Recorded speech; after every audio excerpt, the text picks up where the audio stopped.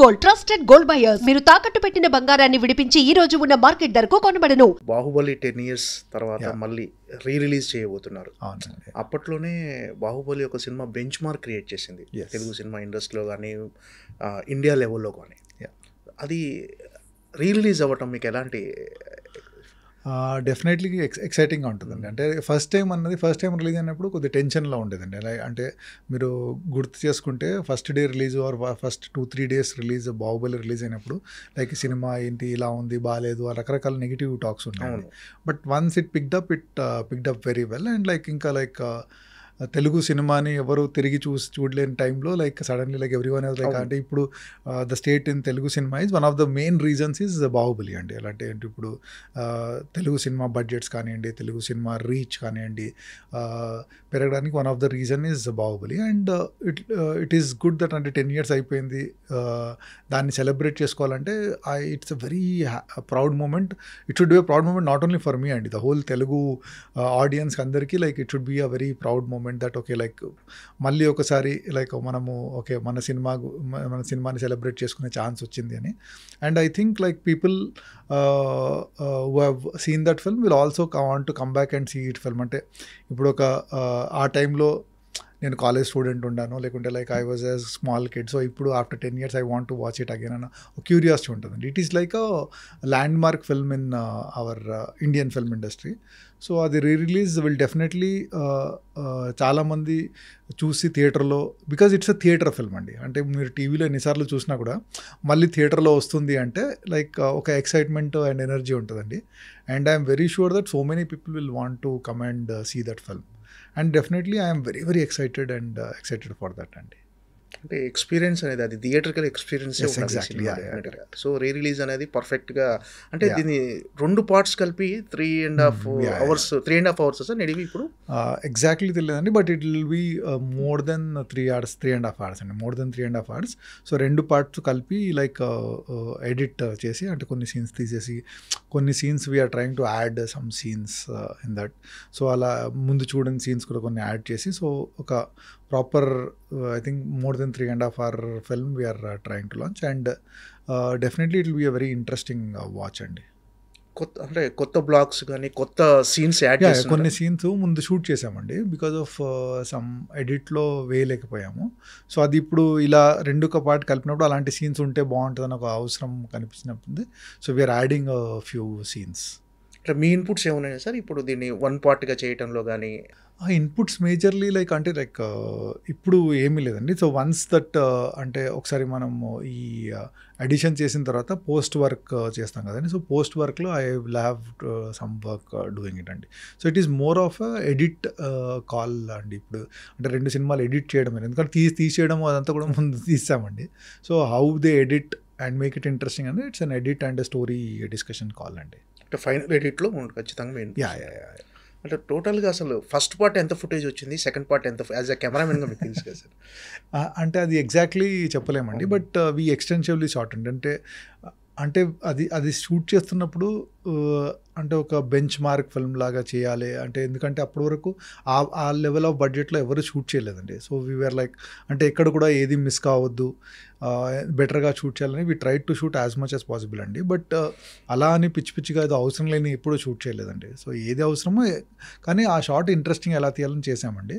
So I exactly don't know, but అంటే edit కంటే కొద్దిగా ఎక్కువ వచ్చి ఉంటుందండి. నాట్ అంటే డబుల్ ఆర్ అలా కాకుండా మేబీ ఫ్యూ మినిట్స్ ఎక్కువ అలా వచ్చి ఉంటుందండి ఫైనల్ ఎడిట్లో.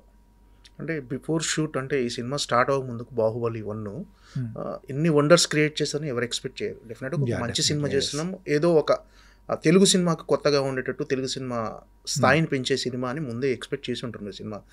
మీకు ఈ ఫస్ట్ షాట్ గుర్తుందా సార్, మీరు మీ కెమెరాలో షూట్ చేసిన ఫస్ట్ షాట్ యాజ్ ఎ సినిమాటోగ్రాఫర్గా? Baahubali first shot most difficult question, అసలు గుర్తులేదు యాక్చువల్లీ. అంటే ఆల్మోస్ట్ 15 years అవుతుంది, because 5 years in the making it was. So actually I don't remember అండి. బట్ యాక్చువల్లీ మీరు అడిగింది కరెక్ట్, అసలు గుర్తు చేసుకోవాలి యాక్చువల్లీ ఒకసారి ఎలా ఏంటి అని, because definitely it's a land mark thing.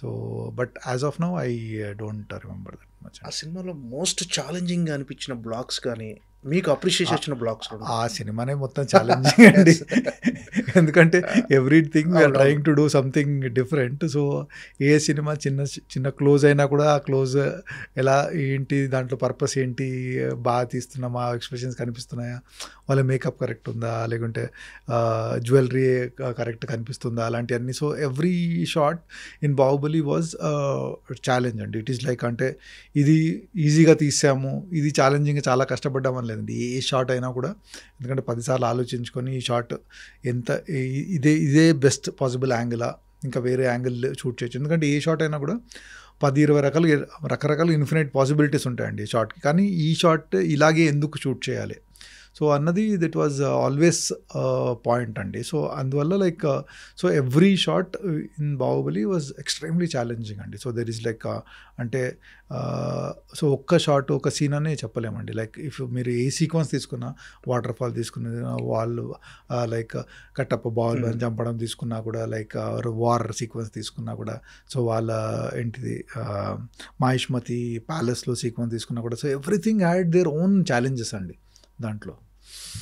టెక్నికల్గా మీరు కొత్తగా యూజ్ చేసిన ఎక్స్పెరిమెంట్స్ కానీ, కొత్తగా యూజ్ చేసిన టెక్నికల్గా అది కెమెరాలో కొత్త సార్ ఎలా ఏమైనా కొత్తగా యూజ్ చేసేసారు కొత్త కెమెరాలు కానీ?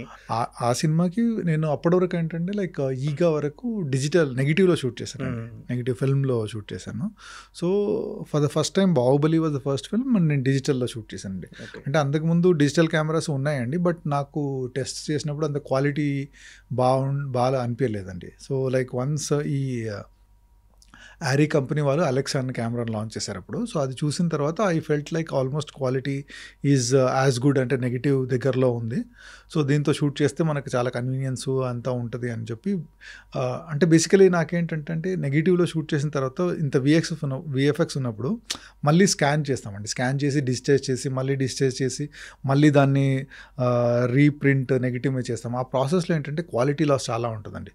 సో డిజిటల్లో షూట్ చేస్తే that quality loss will not be that ఒక నమ్మకంతో లైక్ ఈ వెంట హెడ్ విత్ దట్ అండి. So that was a major thing. ఎందుకంటే అప్పటికి ఈవెన్ రాజమౌళి గారు కానివ్వండి, శోభు గారు ప్రొడ్యూసర్ కానివ్వండి, ఇంత పెద్ద సినిమా తీస్తున్నాం, ఇప్పుడు డిజిటల్లో తీయాలా, మనం నెగిటివ్లో తీస్తేనే సరిపోద్ది కదా అన్నప్పుడు but I convince them that okay మనకు ఈ సినిమా డిజిటల్లో తీస్తే ఎన్ని అడ్వాంటేజెస్ ఉంటాయి ఎన్ని అని కన్విన్స్ చేసి అలా ఒప్పుకున్నారండి. So that was a major decision.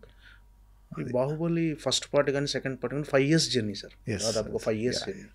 ఈ 5 years జర్నీలో మీకు ఎప్పుడైనా అరే 5 years పట్టేసింది అని ఒక అలా ఏదైనా ఒక అంటే 5 ఏళ్ళు పడుతుంది అని అనిపించిందా, లేకపోతే ఈ ప్రాసెస్ని ఎంజాయ్ చేశారా? ఇంత టైం టేకెన్ తీసుకుంటున్నాం అనుకున్నాను.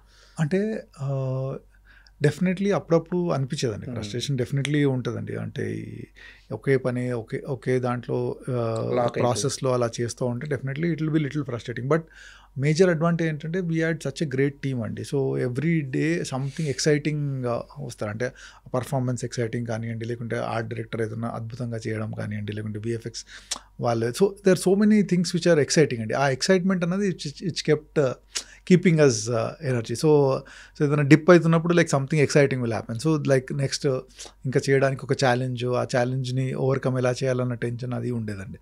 So in that way it was a very learning experience అండి. ఇట్ వాజ్ లైక్ అంటే ఒక పిహెచ్డి చేసినట్టు, ఒక లైక్ మాస్టర్స్ చేసినట్టు ఒక ఫీలింగ్ ఉండేది. That was a very big learning experience because like every one ఆ సినిమాలో చేసిన every technician was trying to give 100% and more than that. And cinema అన్నది ఒక వెరీ కొలాబరేటివ్ ఆర్ట్ అండి. సో అన్నీ మనం నేర్చుకుంటూ ఉండాలి వేరే ఆర్ట్ ఫామ్ గురించి కూడా. సో ఆ ప్రాసెస్లో అంత గ్రేట్ టెక్నీషియన్స్తో పాటు వర్క్ చేస్తుంటే we tend to learn so many things అండి. So that was a big learning experience అండి. అంటే సార్ మామూలు సాధారణంగా ప్రతి సినిమాకి అంటే ఏ సినిమాకైనా సరే, ఇప్పుడు బాహుబలి కావచ్చు, మీది మగధీర కావచ్చు, ఛత్రపతి కావచ్చు, ఏ సినిమాకైనా మీ వర్క్ అనేది చాలా హార్డ్ వర్క్ ఉంటుంది. ఒక కెమెరా సినిమాటోగ్రాఫర్గా కొత్తగా మీరు రెగ్యులర్గా స్టడీ చేస్తూ అప్డేట్ అవుతూ ఒక సినిమాని బాహుబలి కావచ్చు, RRR కావచ్చు, కానీ దానికి తగ్గ అప్రిషియేషన్ అనేది ఆడియన్స్ నుంచి ఇప్పుడు టెక్నాలజీ డెవలప్ అవడం వల్ల వస్తుంది. సో మీ వర్క్ గురించి తెలియకుండా అరే మనం ఇంత వర్క్ చేసాము, మనకు దాని తగ్గ అప్రిషియేషన్ రాలేదు అని ఎప్పుడైనా ఫీల్ అయ్యారు సార్? ఇప్పుడు ఎలా ఉంది ఇప్పుడు? అంటే లైక్ ఇప్పుడు ఇప్పుడు ఈ జనరేషన్లో ఉండడం ఇస్ యాక్చువల్లీ వెరీ బ్లెస్సింగ్ అండి. అంటే ఇప్పుడు మాకంటే ముందు జనరేషన్ వాళ్ళైతే అసలు కెమెరామెన్ అని ఒక మనిషి ఉంటాడని కూడా తెలియదు.